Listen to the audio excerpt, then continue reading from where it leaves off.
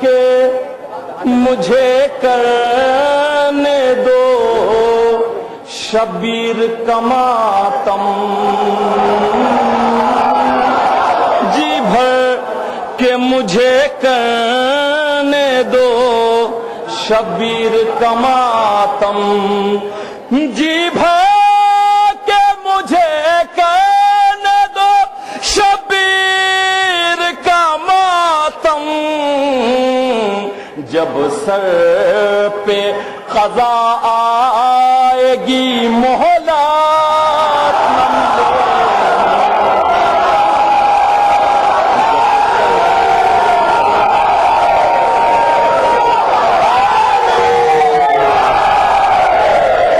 جب سر پہ قضا آئے گی مہلت نہ ملے گی۔ بہت نازک شعر ہے، سماعت فرمائیں گے۔ آنسو غم شبیر میں کچھ اتنا بہیں گے، آنسو غم شبیر میں کچھ اتنا بہیں گے، آنسو غم شبیر میں کچھ اتنا بہیں گے، دامن تجھے آنکھوں سے شکایات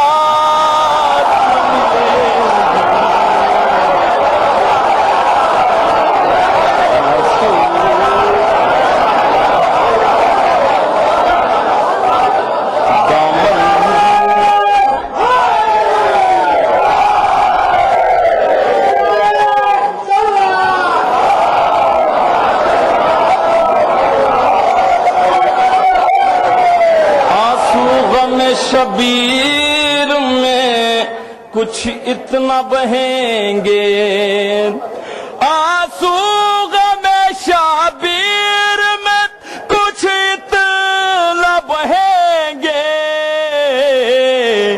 دامن تجھے آنکھوں سے شکایات نہ ملے گی۔ اور مولا عباس کے چاہنے والے ہیں، سماعت فرمائیں شعر۔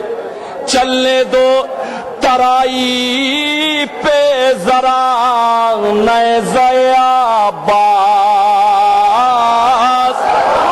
چلنے دو ترائی پہ ذرا نیزہ عباس، چلنے دو ترائی پہ ذرا نیزہ عباس، پل بھر ملک الموت کو فرصت نہ ملے،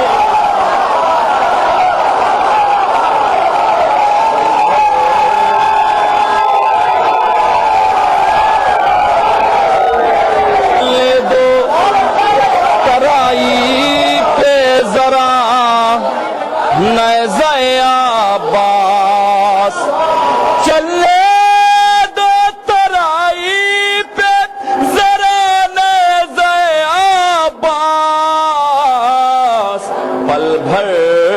ملک الموت کو فرصت نہ ملے گی،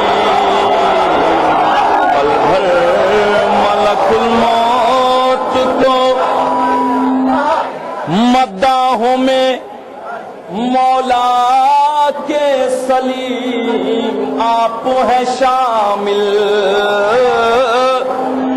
مداحوں میں مولا کے سلیم آپ ہے شامل، مداحوں میں مولا کے سلیم آپ ہے شامل،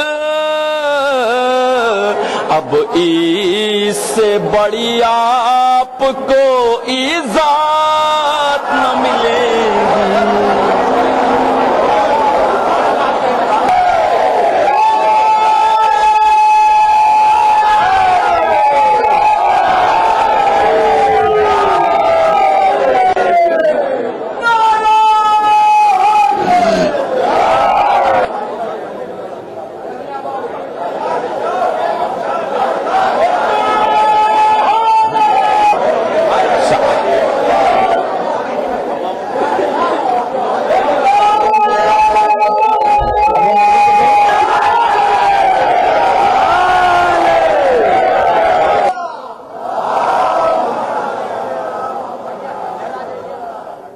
بسم اللہ الرحمن الرحیم. تمام تعریفیں اللہ کے لیے، درود اور سلام محمد اور آل محمد کے لیے.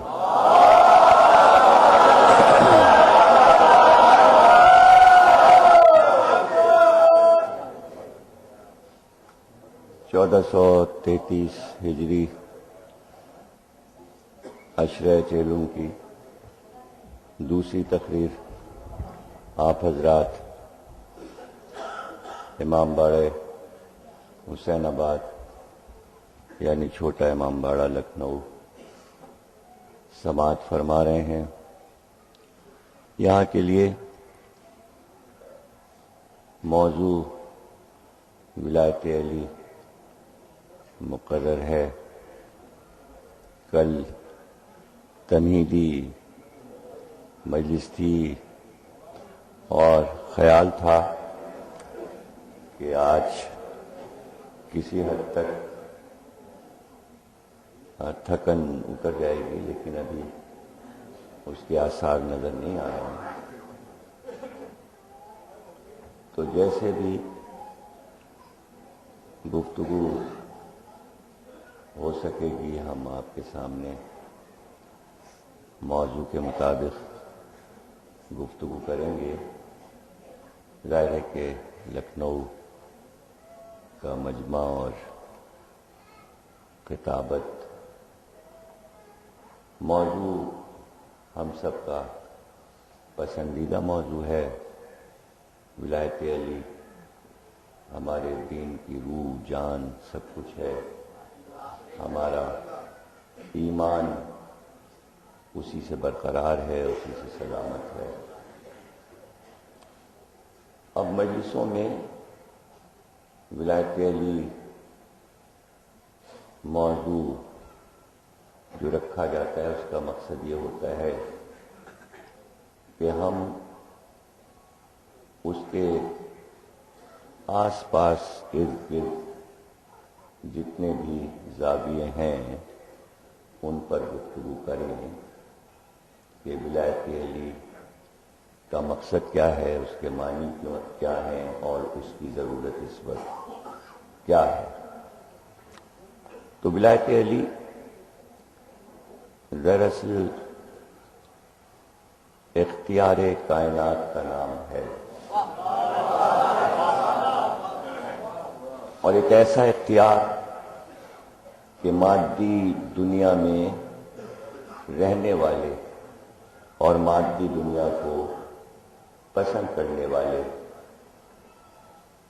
یہ تصور نہیں کر سکتے کہ روحانی حکومت کیا ہوتی ہے، اس لیے کہ وہ دیکھی ہوئی دنیا، تخت و تاج، ملک و مال، اس کے آگے سوچنے کو تیار نہیں ہے. یہ تو وہی معرفت والے لوگ ہیں جو دنیا میں اب ماشاءاللہ سے کروڑوں کی تعداد میں ہو چکے ہیں. پہلے تو چند تھے لیکن اب کروڑوں ہیں. گنتی کے لوگ تھے جو ولایت علی کو جانتے تھے اور مانتے تھے. یوں تو ولایت علی کائنات کی ہر مخلوق پر پیش کر دی گئی تھی. یہ دوسری بات ہے کہ کچھ لوگ بھول گئے اور ان کو یاد نہ رہا کہ ہم نے رب کے دربار میں دنیا کی خلقت سے پہلے کیا وعدہ کیا تھا. جن کو یاد رہا وہ سب آپ کے سامنے کہ ان کو کس طرح یاد رہ گیا یہ اللہ کا فرمان ولایت علی.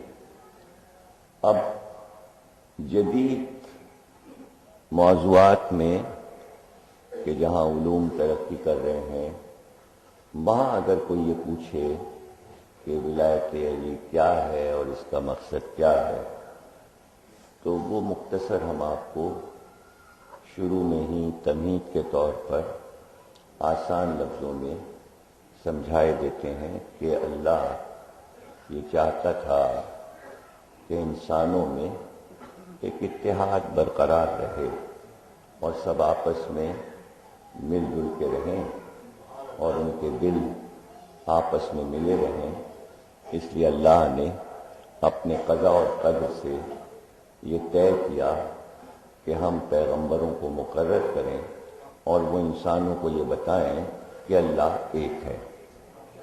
ایک کا تصور بتانا انسانوں کو ضروری تھا کہ ایک پر متحد ہو جاؤ اور ایک کے علاوہ کوئی دوسرا خدا نہیں ہے، اور ایک پر متحد ہونا بہت آسان ہے۔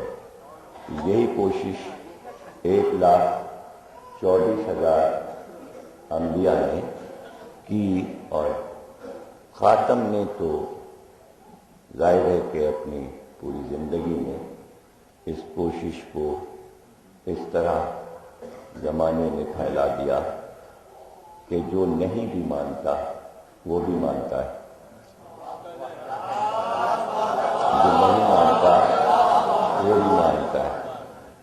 یعنی جہاں بہت سے خدا تھے ان کو بھی یہ کہنا پڑا کہ نہیں، ایک ہے جو ان سب کے اوپر ہے اور طاقت ایک ہی ہے۔ تو جہاں تصور بہت سے خداؤں کے تھے، انہوں نے سرکار کے بعد یہ بات تسلیم کر لی کہ ایک ہے، اور جتنے بھی دنیا میں مذاہب ہیں وہ سب ایک کے قائل ہو گئے۔ نام الگ الگ ہیں لیکن ایک ہے، اور ظاہر ہے کہ ہمارے یہاں بھی اس کے بہت سے نام ہیں اور ہم ہر نام سے اس کو پکارتے ہیں۔ اسی طرح اللہ نے توحید پر جس طرح سب کو یکجا کیا، تو اس نے چاہا کہ نبوت پر بھی سب اکٹھا ہو جائیں، اس لیے اس نے خاتم کو بھیج کر کہا یہ آخری ہے، اس کے بعد اب کوئی نبی نہیں آئے گا، یعنی ایک نبی پر متحد ہو جاؤ۔ تو جہاں ایک کی بات ہے اتحاد کی وجہ سے، تو اب خاتم کے بعد جہاں نبوت ختم ہو رہی تھی، وہاں بھی یہی پیغام اللہ انسانوں کو دینا چاہتا تھا کہ اب تم لوگ ایک حاکم، ایک ولی پہ جمع ہو جاؤ، اس لیے کہ ایک ولی ہم بنا رہے ہیں، بہت سے ولی نہیں ہیں، بہت سے علی نہیں ہیں۔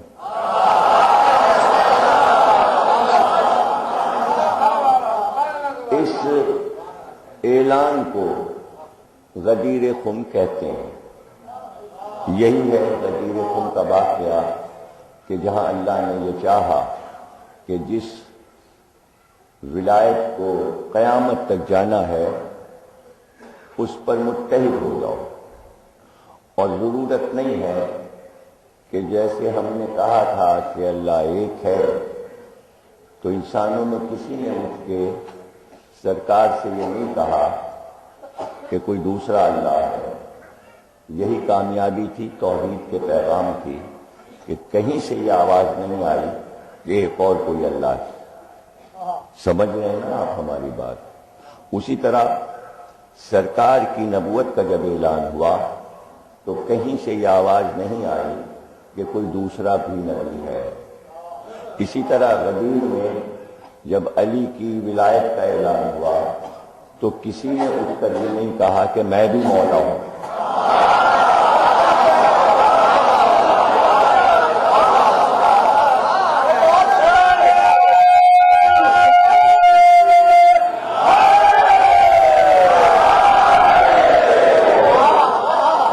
ایک ہی ہے۔ اب ہماری ذہنی پریشانی جو ہے وہ یہ ہے کہ ہم یہ سوچتے ہیں کہ علی کو اللہ نے غدیر میں امام بنایا، خلیفہ بنایا، ولی بنایا، حجت قرار دیا، ہادی بنایا، تو سب نے کیوں نہیں مانا؟ یہ ایک ذہنی پریشانی ہے کہ کیوں نہیں مانا۔ تو یہ تو ہم بعد میں بتا دیں گے کہ کیوں نہیں مانا۔ پہلے ہم یہ بتا دیں کہ نہ ماننا کسی چیز کا اس بات کی دلیل نہیں ہے کہ وہ حق نہیں ہے.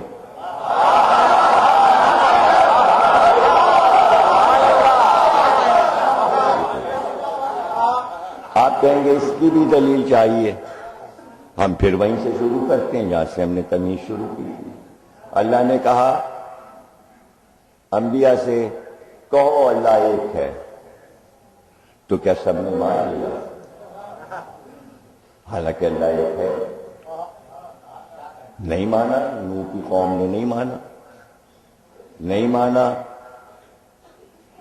جناب صالح کی قوم نے نہیں مانا. نہیں مانا. سمود نے نہیں مانا. جناب ہود کی قوم، قوم عاد نے نہیں مانا. کہنے ہم نہیں مانیں گے. اب جو انکار کرتا جا رہا ہے کہ ہم نہیں مانیں گے، تو کیا اس کی توحید ختم ہوتی جا رہی ہے؟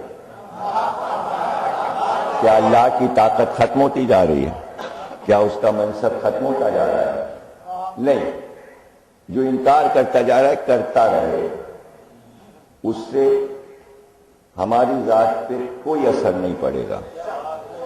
اسی طرح سوچئے کہ اکثریت ان کی تھی جنہوں نے اللہ کو نہیں مانا، اور اقلیت نے اللہ کو مانا.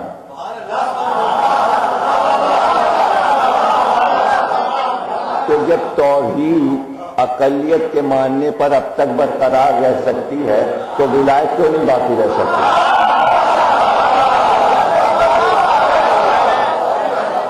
اچھا اسی طرح دیکھیے انبیاء تو جب توحید کو نہیں مان رہے تھے تو ہر نبی کو اکثریت نہیں مان رہی تھی. تو 1,24,000 انبیاء کو اکثریت نے نہیں مانا، تو اس سے انبیاء کی نبوت تھوڑی ختم ہو گئی. تو نہ ماننے سے عقیدہ ختم نہیں ہوتا، طاقت اس عقیدے کی ختم نہیں ہوتی. اگر اکثریت نے علی کو ولی نہیں مانا، امام نہیں مانا، خلیفہ نہیں مانا، تو ذات علی پر کوئی اثر نہیں پڑتا. یہ بات پیغمبر نے غدیر خم کے خطبے میں بات کو ختم کرتے ہوئے کہہ دی کہ آج میں تم سے کہہ رہا ہوں یہ علی ہی تمہارا امام ہے، یہ علی ہی تمہارا ولی ہے، یہی میرے بعد خلیفہ ہے، یہی تمہارا حاکم ہے. کوئی لفظ چھوڑا نہیں تاکہ کوئی کہے کہ مولا سمجھ میں نہیں آیا.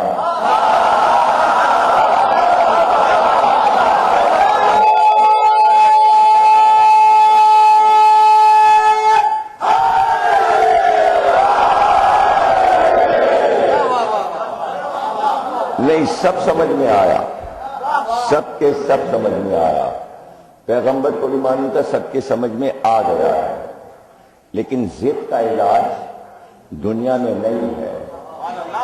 قوم نوح کو معلوم تھا اگر کشتی میں نہیں بیٹھے تو غرق ہو جائیں گے. پتا تھا کہ کشتی میں بیٹھنے سے ہی بچ سکتے ہیں، لیکن جب معلوم تھا کہ غرق ہو جائیں گے تو کشتی پہ کیوں نہیں بیٹھے؟ اس لیے نہیں بیٹھے کہ ضد آ گئی تھی. ضد آ گئی. تو جب ضد آ جائے جو ضد کا بانی ہے اس کو ضد آ گئی کہ سجدہ نہیں کریں گے. اسے پتا تھا آدم حق ہے، لیکن اس نے اپنے ضدی پن میں سجدہ نہیں کیا. تو اب ظاہر ہے کہ شیطان کی ضد آگے جانا تھی. تو تمام قومیں جانتی تھیں کہ پیغمبر جو کچھ کہہ رہا ہے سچ ہے، حق ہے، لیکن ضد میں انکار کرتے تھے. تو اس ضد کو تو غدیر تک بھی آنا تھا نا. اب وہ ضد کا شجرہ بن گیا.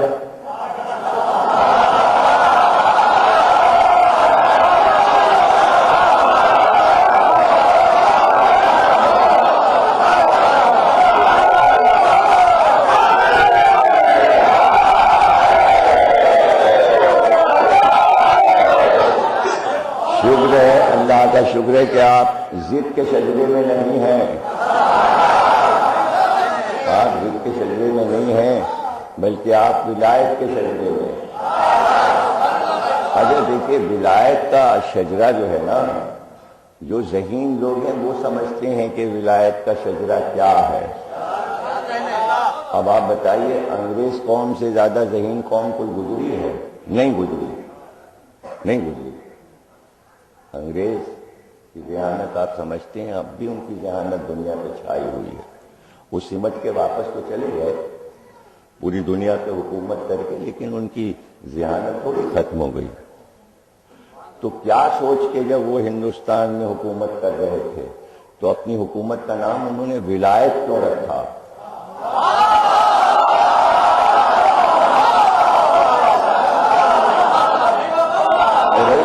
ولایت کے شجرے کو پہچانا انہوں نے۔ بھائی انگریزوں کے لیے مشہور ہے نا کہ جب وہ ہندوستان کے لوگوں کو کہیں مقرر کرتے تھے بڑی جگہ پر تو شجرہ دیکھتے تھے، خاندان دیکھتے تھے، خراب شجرے والوں کو اچھا عہدہ نہیں دیتے تھے۔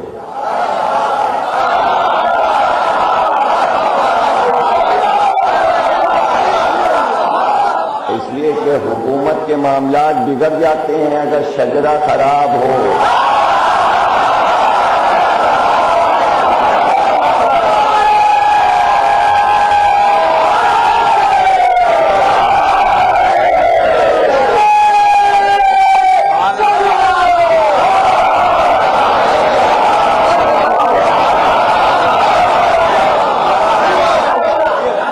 اچھا، انگریزوں نے ہندوستان میں آ کر دو قومیں دیکھی، ان کا ایک ہندو قوم ہے، ایک مسلمان قوم ہے۔ مطالعہ کیا انگریزوں نے، ان کا بھئی مسلمانوں میں ایک گروہ ایسا ہے جس کے یہاں شجرے چھپتے بھی ہیں، بنتے بھی ہیں، لکھے جاتے ہیں۔ اس قوم کو پسند کر لیا، یہ شجرے والی قوم ہے۔ اب پلٹ کے انہوں نے ہندوؤں کو دیکھا، کہنے کہ ارے یہ تو صدیوں سے شجرے بنا رہے ہیں، ان کے یہاں تو ایک خاندان چندر ونشی ہوتا ہے، ایک سوریہ ونشی ہوتا ہے۔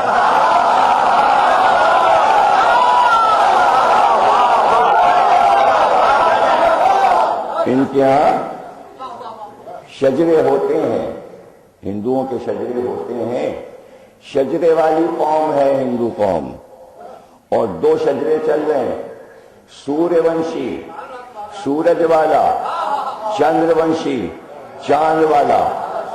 اور عقیدہ یہ ہے ہندوؤں کا کہ سوریہ ونشی ہندوستان پر حکومت کر چکا، اب چندر ونشی آئے گا۔ انگریزوں نے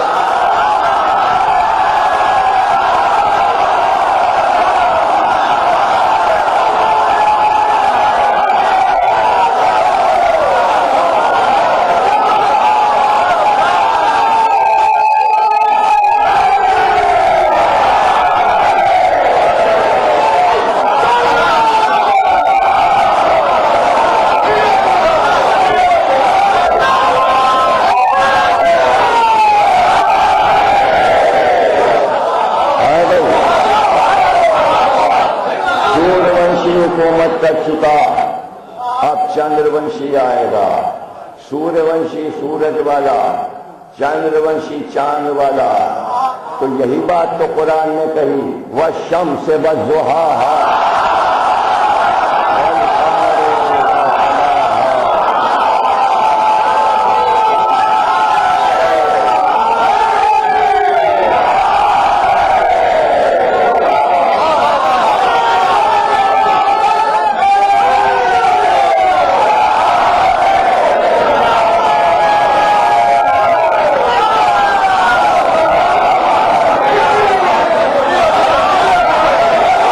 وَالشَّمْسِ وَضُحَاهَا، قسم ہے مجھ کو سورج کی اور اس کی روشنی کی۔ وَالشَّمْسِ وَضُحَاهَا وَالْقَمَرِ إِذَا تَلَاهَا، اور اس چاند کی قسم جو سورج کے پیچھے پیچھے آیا۔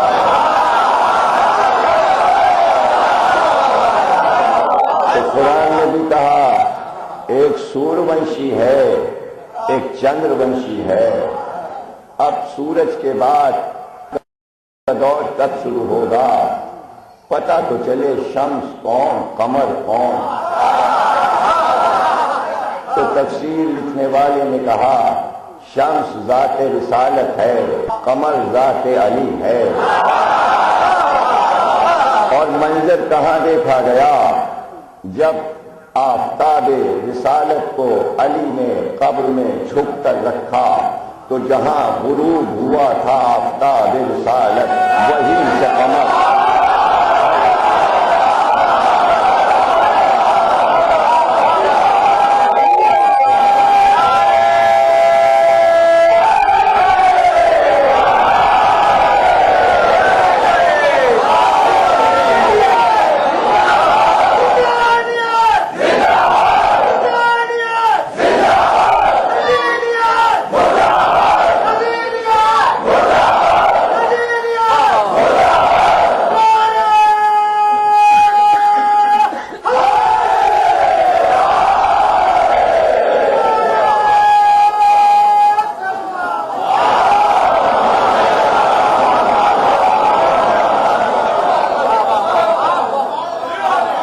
بھائی اردو ادب میں غزل کے بادشاہ تو میر تقی میر ہیں، لیکن غالب بہت بڑے شاعر ہیں۔ غالب بہت بڑے شاعر ہیں اور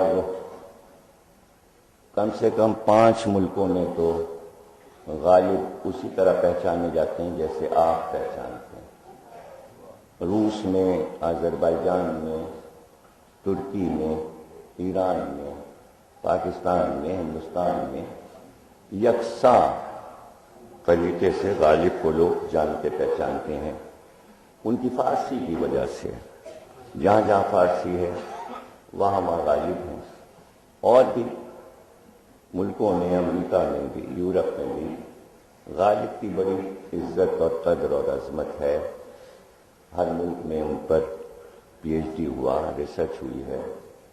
لیکن غالب کا اردو دیوان بہت مشہور ہو گیا، جبکہ وہ چھوٹا سا ہے، مختصر ہے۔ انہوں نے خود ہی کلام چھانٹ کے الگ کر کے انتخاب کر لیا تھا، وہ مشہور ہو گیا، سب کو غالب کے اشعار یاد ہیں۔ لیکن وہ مشہور تو ہو گئے اردو دیوان سے، مگر ان کو اپنی فارسی شاعری پہ بہت ناز تھا۔ وہ کہتے تھے نہیں، ہماری فارسی شاعری جو ہے وہ زیادہ اعلیٰ ہے۔ لیکن عجیب بات یہ ہے کہ جب دیوان کے چھپنے کی بات آئی کہ فارسی دیوان غالب چھپوانا چاہتے تھے، تو جس بھی پبلشر کے پاس جائیں تو وہ الٹ پلٹ کے اسے دیکھ کر کہتا تھا اس میں 1 رباعی ایسی آپ نے رکھی ہے، وہ اگر آپ نکال دیجئے تو ہم چھاپ دیں گے۔ تو غالب واپس آ جاتے تھے، کہتے تھے نہیں، یہ رباعی تو ہم نہیں نکالیں گے۔ جب اس رباعی پہ بحث ہوئی تو غالب نے سوچا کہ آخر اس رباعی کو کیوں نکلوانا چاہتے ہیں، تو اب وہ متوجہ ہو گئے اس رباعی کی طرف اور پڑھ کے کہنے کہ نہیں، یہ اب تو نہیں نکلے گی، اور چھپے گی تو یہ چھپے گی تب دیوان چھپے گا۔ آخر میں غالب قائم رہے اپنی رائے پر اور دیوان چھپا فارسی والا، اور وہ رباعی رہی اور اب تک ہے۔ تو وہ رباعی جو تھی، جو غالب کو بہت پسند تھی، وہ ہم سناتے ہیں آپ کو۔ وہ رباعی بہت اچھی ہے غالب کی۔ کہتے ہیں کہ شرط است کہ بہر ضبط آداب و رسول، دین میں ایک شرط ہے، دین میں، مذہب میں ایک شرط ہے کہ اگر تم اچھی باتوں کو قائم رکھنا چاہتے ہو، کہ دین میں اچھی باتیں، اچھی روایت قائم ہو، تو اس کی ایک شرط ہے، بغیر شرط کے دین قائم نہیں رہ سکتا۔ اب یہ بعد میں ہم آپ کو بتا دیں گے غالب یہ فکر کہاں سے لیتے تھے۔ اشارہ کر لوں میں کہ نیشا پور کے راستے میں مسلمانوں نے چیخ کر کہا امام کی سواری دیکھ کر کہ دیدار امامت دکھائیے، تو امام رضا نے ہماری کا پردہ غلام سے کہہ کر اٹھوا دیا، اور پھر سب نے کہا لکھوائیے کوئی حدیث. تو امام نے فرمایا یہ حدیث جو میں تمہیں سنا رہا ہوں یہ میں نے اپنے باپ سے سنی, امام موسی کاظم سے.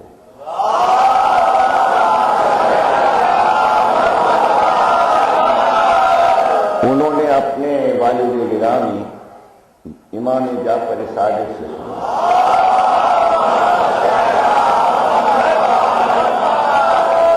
انہوں نے اپنے والد گرامی امام محمد باقر سے سنا.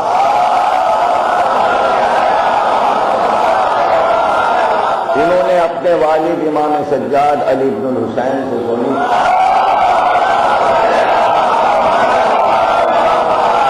انہوں نے اپنے والد حسین ابن علی سے سنی. انہوں نے اپنے بھائی امام حسن اور انہوں نے اپنے والد علی مرتضیٰ سے سنی.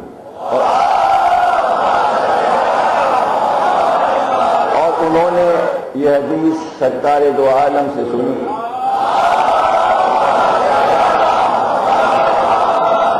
اور سرکار دو عالم کے پاس جبریل اللہ کا یہ پیغام لے کر آئے کہ اللہ یہ کہتا ہے کہ کہہ دیجئے کہ لا الہ الا اللہ میرا ایک قلعہ ہے, جو اس میں داخل ہو گیا وہ امان میں ہے. ہماری کا پردہ گرا, لوگ چلائے آگے لکھائیے جتنی بیانہ. امام نے پردہ پھر الٹوایا اور پھر فرمایا ولیکن شرطہا و شروطہا, اس کی بہت سی شرطیں ہیں, بغیر شرط کے تم اس قلعے میں داخل نہیں ہو سکتے. ان شرطوں میں سے ایک شرط وَأَنَا مِنْ, ان شرطوں میں کی ایک شرط میں ہوں, یعنی لا الہ شرطوں کے بغیر نہیں ہے. اس میں کی ایک شرط امام نے اپنی طرف اشارہ کیا. کون ہے امام؟ کیا نام ہے امام کا؟ علی. یعنی بتایا کہ لا الہ کے لیے ایک شرط علی ہے, ایک شرط علی ہے. علی کے بغیر آپ اس قلعے میں نہیں جا سکتے. تو شرطیں تو پوری کرنی ہوگی. ایک شرط بتا دی کہ علی کے بغیر کلمہ نہیں ہے. سمجھے نا؟ تو یہ شرط کے بغیر دین نہیں ہے. جس طرح چاہیں آپ میں سمجھا دوں. غالب نے وہی فکر لی اور کا شرط کہ بہرے ضبط آداب و رسول, آداب شریعت جو بھی قائم کرنا چاہتے ہو, دین بغیر شرط کے نہیں ہے. میں تمہیں ایک شرط بتا رہا ہوں, اس شرط کے بغیر تمہارا دین کامل نہیں ہو سکتا. شرط کے بہرے ضبط آداب و رسول, وہ شرط اب سنیے. فیضت بعد نبی امام معصوم.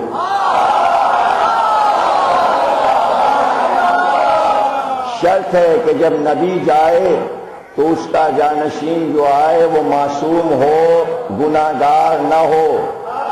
اگر یہ شرط مسلمانوں نے پوری نہیں کی تو ان کے پاس دین نہیں ہے.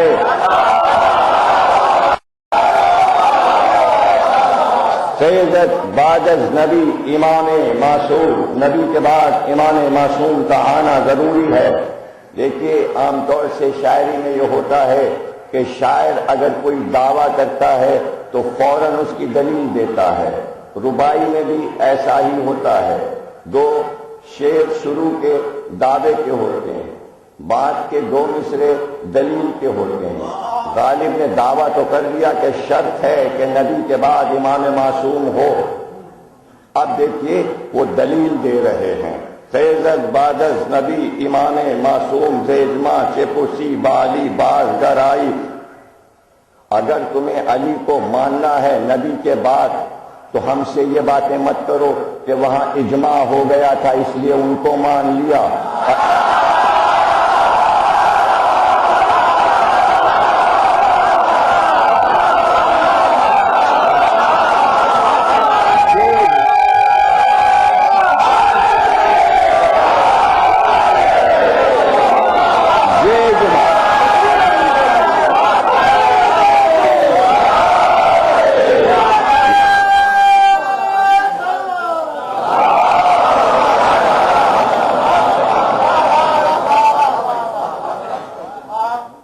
اجماع کی باتیں نہیں کرو. علی کو اگر ماننا ہے تو مانو, علی کے مقابل اجماع نہ لاؤ. زے اجماع چپوسی بائی باز گرائی میں جائے نشین نہر باشد نہ کہ نجوم. تمہاری عقل نہیں ہے کہ جب سورج ڈوبتا ہے تو اس کا جانشین چاند بنتا ہے. ستارے تو لاکھوں ہیں, ستارہ سورج کا جانشین ہے.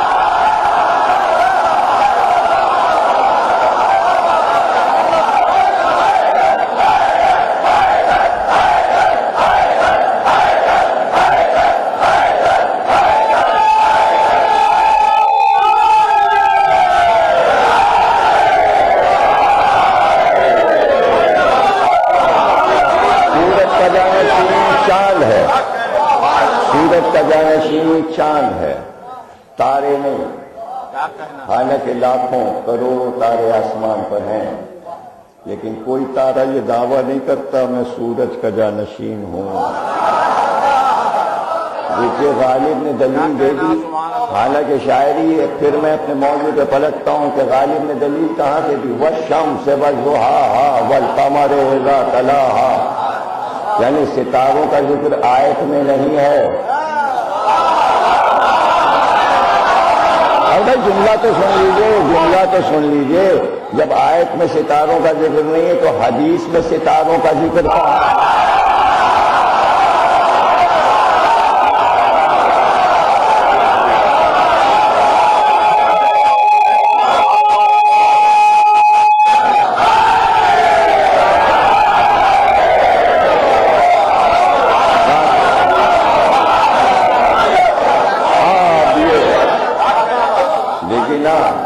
اصل میں منطق سے تو یہ ہوتا ہے نا کہ غلط بات بھی جو ہے وہ صحیح ثابت کی جا سکتی ہے.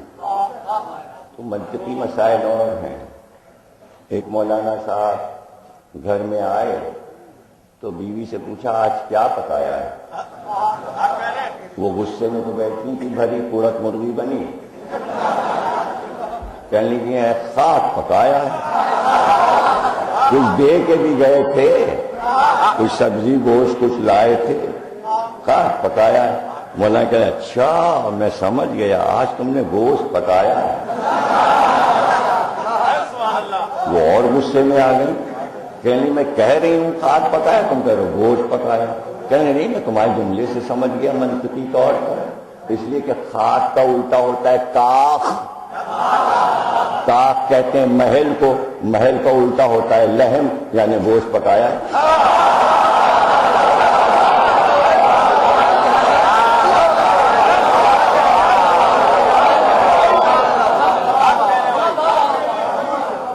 آگے یہ عجیب بات ہے, دیکھیے بیگم جب ضد پہ آ جائے نا شوہر کے خلاف تو وہ اپنی بات منوا لیتی. کبھی کبھی ایسا ہوتا ہے کہ شوہر بیگم کے خلاف اپنی بات منوائے, کبھی کبھی ایسا ہوتا ہے.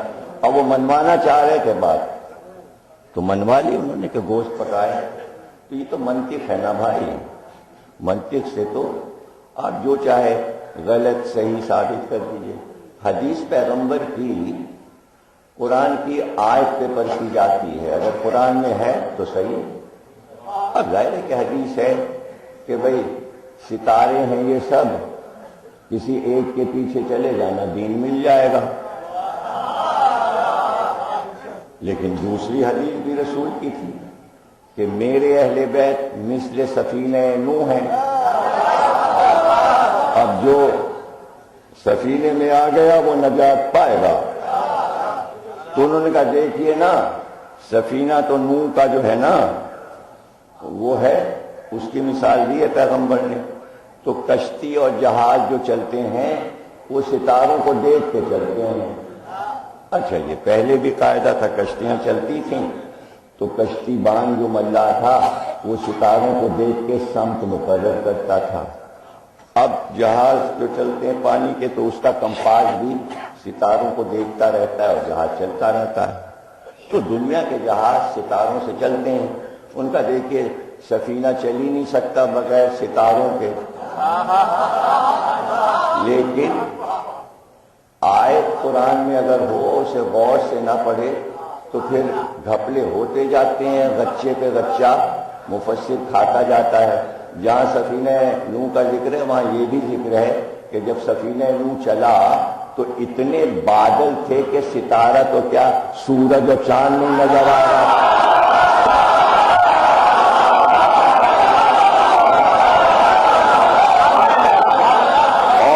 فوراً اللہ نے صاف بات کہہ دی کہ نوح تمہاری کشتی ہماری نگرانی میں چل رہی ہے، ہماری نگرانی میں چل۔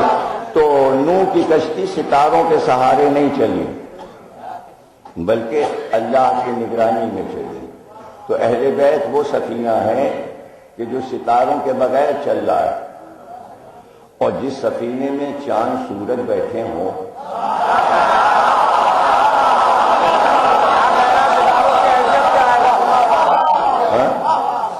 کیا کہنا۔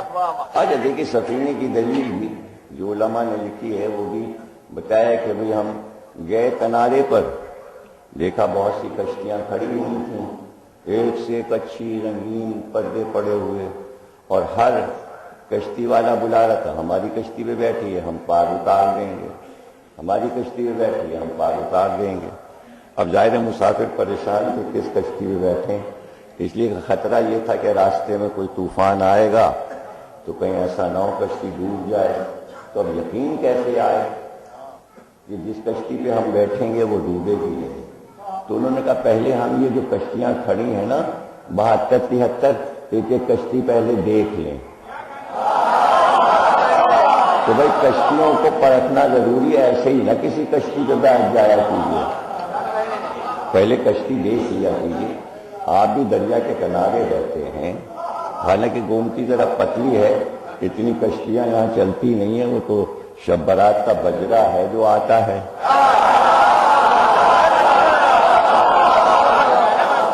وہ بھی شبیہ ہے، نجات کے سفینے کی شبیہ ہے۔ لکھنؤ والوں نے تو وہ کمال کیے ہیں کہ اگر اس پہ اشرا پڑا جائے تو زیادہ مزہ آئے، مگر اب ظاہر ہے جو موضوع دیے گئے اسی پہ پڑھ رہے ہیں، تو یہ بجرا بھی ایک ایجاد ہے، اور کہاں سے چلا اور کیسے آیا یہ بھی پڑھنا چاہیے کہ لکھنؤ میں یہ بجرا آتا کہاں سے اور جاتا کہاں ہے، اور بجرا سجتا کیسے اور اسے بجرا کہتے کیوں ہیں، اور یہ سب شب 15 دریا پہ جاتے کیوں ہیں، سمجھیں نا۔ کشتی آپ کے یہاں بھی موجود ہے متبرج جسے بجرا کہتے ہیں، تو کشتیوں پر بیٹھنے سے پہلے پرکھ لیجئے کہ کشتی ڈوبے گی تو نہیں۔ تو انہوں نے کہا کہ میں نے 73 کشتیوں کو دیکھا، اور ان کے ملاحوں کو بھی دیکھا، ان کے ناخداؤں کو بھی دیکھا۔ چلتے چلتے ہم ایک کشتی کے پاس دیکھے، وہ زیادہ سجی تو نہیں تھی، کوئی زیادہ دبیز اور عمدہ پردے تو نہیں مخمل و قمخاب کے پڑے تھے، لیکن ہم نے یہ دیکھا کہ کشتی والا جو بیٹھا ہوا تھا اس میں وہ یہ نہیں پکار رہا تھا آؤ، بلکہ وہ بس بیٹھا تھا۔ لیکن میں نے پوچھا یہ اس کے ساتھ کون لوگ بیٹھے ہیں؟ جو کشتی کا مالک بیٹھا ہے اس کے ساتھ کون لوگ بیٹھے ہیں؟ تو لوگوں نے بتایا یہ کشتی والا جو بیٹھا ہے کشتی میں، اس کی یہ بیٹی بیٹھی ہے برقع اوڑھے، اور اس کے دونوں نواسے ہیں اور داماد ہیں۔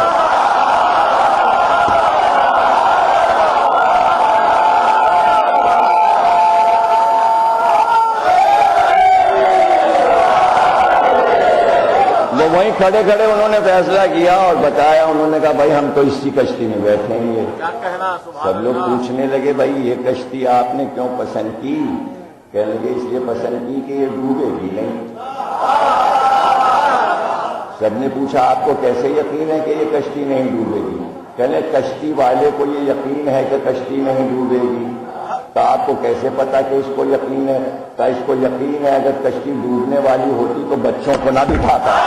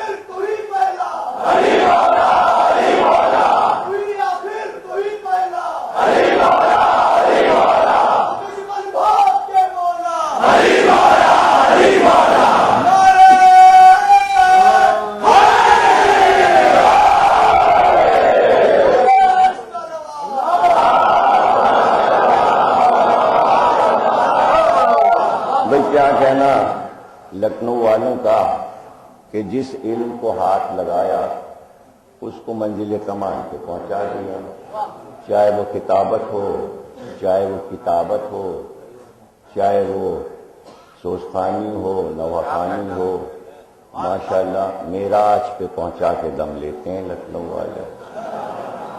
تو یہاں سے جو کتابت نکلی وہ پوری دنیا میں پھیل گئی۔ اب اس کتابت کی پرورش کے لیے یہاں کے بڑے بڑے لوگوں نے 3 بڑے مدرسے بنائے، ایک نازمیہ، ایک سلطان المدارس اور ایک وائزین۔ تو وائزین کا مطلب یہ ہے کہ 2 مدرسوں سے پڑھ کے جو یہاں آیا وہ اپنی خطابت میں پی ایچ ڈی ہو گیا، تو اس کے ساتھ وائز لکھتے تھے۔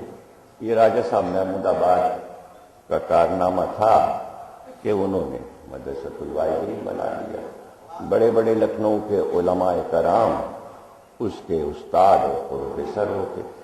اب کہیں بھی ہندوستان پاکستان میں آپ چلے جائیے، وہ سارے وہیں کے پڑھے اور سیکھے ہوئے تھے۔ نام سنا ہوگا آپ نے، حافظ کفایت حسین صاحب کے لاہور میں تھے، اور بشیر صاحب فاتح ٹیکسلا تھے۔ تو وہ کہتے تھے کہ میں نے تو بس جوتیاں اٹھائیں، سبط حسن صاحب خطیب اعظم علی اللہ مقامہ کی مدرسۃ الوائزین میں تو خطابت آ گئی۔ اسی مدرسے کے پڑھے ہوئے مولانا غلام عسکری صاحب تھے علی اللہ مقامہ، بہت اچھی تقریر کرتے تھے۔ اتفاق سے جب کبھی ہمارے محلے میں مجلس میں وہ آتے تھے ڈپٹی صاحب کے امام باڑے وزیر گنج میں، تو ہمیں بھی شوق ہوتا تھا کہ بھائی چلیں سنیں۔ ایک دن مجلس پڑھنے کے لیے وہ آئے ڈپٹی صاحب کے امام باڑے میں، مجلس سنی میں نے، تو میں حیران ہوا کہ دیکھتے خطابت کس منزل پر لکھنؤ پہنچا دیتی ہے کہ وہ کہنے لگے کہ بھائی حسین نے سن 61 ہجری میں یہ دیکھا کہ کشتی اسلام جو ہے وہ طوفانوں کی زد پر ہے اور کشتی جو ہے وہ ڈوبنے والی ہے اور خطرہ ہے کشتی کو، تو اس لیے کشتی کو بچانے حسین اپنے بچوں کو لے کے چلے، اپنے گھر کی عورتوں کو لے کر چلے۔ اور پھر حسین نے یہ دیکھا کہ نانا کے دین کی کشتی اسلام ڈگمگا رہی ہے، تو حسین نے اس کشتی کو سنبھالا اور دیکھا کہ کشتی میں سوراخ ہو گیا ہے اور پانی بھرنے والا ہے، تو جلدی سے علی اکبر کا کلیجہ دے دیا۔ دیکھا کہ کشتی ٹوٹ کر پاش پاش ہونے والی ہے، جلدی سے قاسم کے لاش کے ٹکڑے دے دیے۔ اب حسین دیکھتے چلے کہ کشتی کو کہاں کہاں خطرہ ہے، اور اس طرح کشتی کو نظم کرتے گئے کہ کشتی کو بچا لیں۔ عصر تک حسین نے ساری قربانیاں دے کر کشتی اسلام کو بچا لیا۔ اب جملہ وہ کہتے ہیں جس پر اتنا گریہ ہوا کہ کافی دیر تک لوگ گریہ کرتے رہے۔ کہتے ہیں کہ ایک بار دیکھا گیا کہ کشتی تھم گئی اور طوفانوں سے بچ گئی، لیکن کشتی کو منزل پر پہنچنے کے لیے بادبان کی ضرورت ہوتی ہے، بغیر بادبان کے کشتی منزل پہ نہیں جا سکتی۔ اب حسین رہے نہیں اور کشتی کہہ رہی تھی بادبان ہوتا تو میں آگے بڑھتی۔ ایک بار حسین کی بہن زینب نے کہا اے نانا کی کشتی اسلام، اگر بادبان نہیں تو میری چادر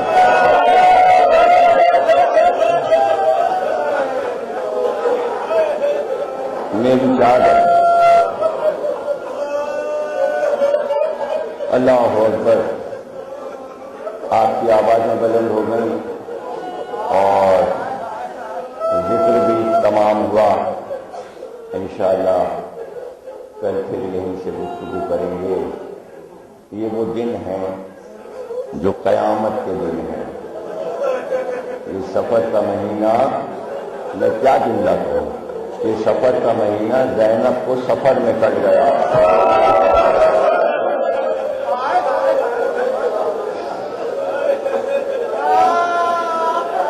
اور سفر بھی ایسا سفر اذیتناک سفر ہے، اور یہ سفر تو عشر عاشور کے بعد شروع ہوا ہے بھائی۔ زینب شہزادی ہماری تو 6 مہینے سے سفر میں ہے.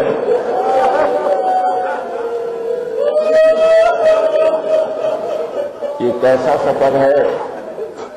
یہ کس طرح کا سفر ہے؟ اور جب سفر شروع ہوا تو وہ وقت جب سفر کسی کا شروع ہوتا ہے تو سفر شروع کرنے والا صدقہ نکال دیتا ہے کہ راستے میں کوئی پریشانی نہ ہو. میں کیا پڑھوں لکھنؤ والوں کے سامنے، جب سفر میں جاتے ہیں تو خیال رکھتے ہیں سامنے کوئی چیز ایسی نہ آئے کہ جانے والا ڈر جائے یا خوفزدہ ہو جائے یا بدشگونی ہو جائے. رسمیں ہیں، رواج ہیں، مگر زینب کا سفر جو شروع ہوا میں کیا بتا سکتا ہوں کہ زینب کا سفر جب شروع ہوا تو کہاں سے شروع ہوا؟ سفر شروع ہوا 11 محرم کی شروع کو، اور وقت وہ تھا کہ خیمے تو اب تھے ہی نہیں. تمام بیویاں، تمام شہزادیاں مقتل میں آئی تھیں. زینب کا سفر مقتل سے شروع ہوا. زینب کا سفر مقتل سے شروع ہوا. منظر یہ تھا، لکھنے والوں نے حدیہ کے ابن اسیر نے بھی لکھا، اور دل کو دہلاتا ہے یہ لمحہ کہ جب بیویاں مقتل میں آئیں، کہتے ہیں ایسا شور گریا کا کبھی سنا نہیں گیا. اور 11 محرم تک ابھی کسی شہید کا سر کٹا نہیں تھا. حسین کا سر تو عصر عاشور میں کٹ گیا تھا، لیکن ابھی سب لاشیں پڑی تھیں. کہتے ہیں بیویاں جو مقتل میں آئیں، شاید تقریر یہیں ختم ہو جائے گی، میں آگے نہیں پڑھ پاؤں گا. بیویاں جو مقتل میں آئیں تو اپنے اپنے وارث کے لاشوں کو دیکھا، اور ہر بیوی نے ایک ایک لاشے کو اٹھا کر کسی کا سر اپنے زانوں پہ رکھا. اور وہ بہن تھے اور وہ پیار کی باتیں تھیں. لکھنے والا ایران کا آیت اللہ ہے اور سوگنامہ کربلا کتاب کا نام ہے. لکھنے والا بہت بڑا عالم ہے ایران کا، اسی کے جملے دہرا رہا ہوں مقتل سے. وہ کہتے ہیں ام لیلا آئیں اور علی اکبر کا سر اٹھا کر اپنے زانوں پہ رکھ لیا. جب تمام بیویاں اپنے بچوں کی لاشوں پہ پہنچ گئیں تو میرے ساتھ نے حکم دیا شمر کو، اب جا کر سب کے سر کاٹنا شروع کرو اور سب کے سر کاٹ کر نیزے پہ بلند کرو. جب اشریا تلواریں لے کر آئے اور ایک ایک شہید کا سر کاٹنا شروع کیا تو شمر کا بیان ہے کہ جب میں تلوار لے کر علی اکبر کی لاش کے پاس آیا تو ایک بار ام لیلا علی اکبر کی لاش پہ جھک گئی اور بے اختیار اپنی گردن علی اکبر کی گردن سے رکھا اور کہا میرے لال کا سر نہ کاٹ، ماں کا گلا کاٹ لے. علی اکبر کا سر، کہتے ہیں ماں کی گود میں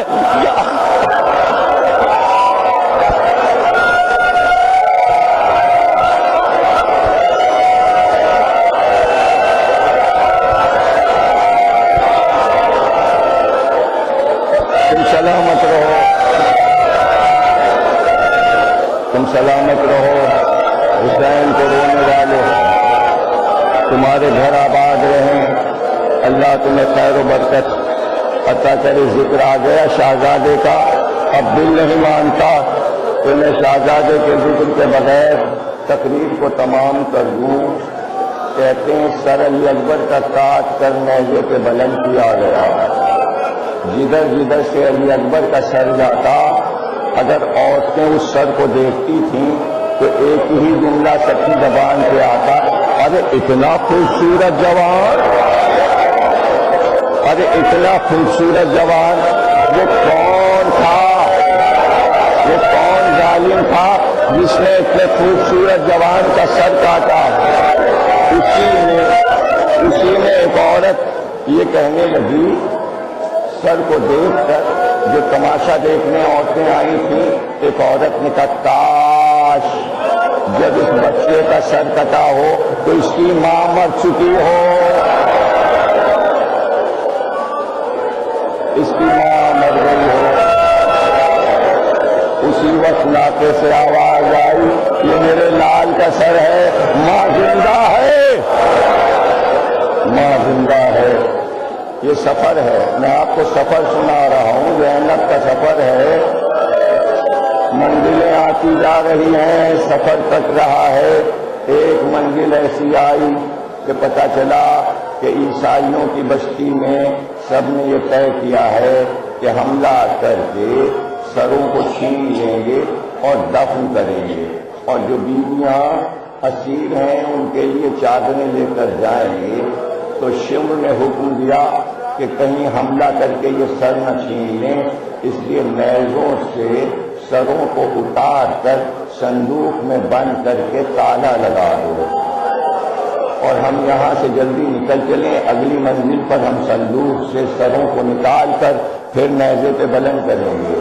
سب سر نیزے سے اتار لیے گئے اور صندوق میں رکھ کر تالے لگا دیے گئے۔ جب اگلی منزل آئی، شمر نے کہا صندوق کو کھولو، لیکن جب حسین کا وہ سر جس صندوق میں تھا جب اس کو کھولا گیا تو اس میں حسین کا سر نہیں تھا، اس میں حسین کا سر نہیں تھا۔ بس یہ تقریر کا آخری جملہ اب میں پڑھ نہیں پاؤں گا۔ کہتے ہیں ایک بار شمر تازیانہ لے کر سید سجاد کے پاس آیا، سید سجاد کے پاس آیا۔ میں یہ نہیں بتا پاؤں گا کہ سید سجاد پر کیا گزری اور شمر نے کیا کیا، لیکن میں سید سجاد کا ایک جملہ آپ کو سنائے دیتا ہوں کہ ایک بار ایک درد بھری آواز آئی کہ ارے کیوں مارتا ہے، ارے کیوں تازیانے مارتا ہے، ارے کیا تجھے میرے بابا کے سر کی تلاش ہے، مل جائے گا، ارے وہ صندوق جس میں علی اکبر کا سر رکھا ہے اس کو کھول۔ اب جو وہ صندوق کھولا گیا جس میں علی اکبر کا سر رکھا تھا تو سب نے دیکھا کہ علی اکبر کے رخسار حسین کا رخسار تھا، اور آواز آ رہی تھی میرے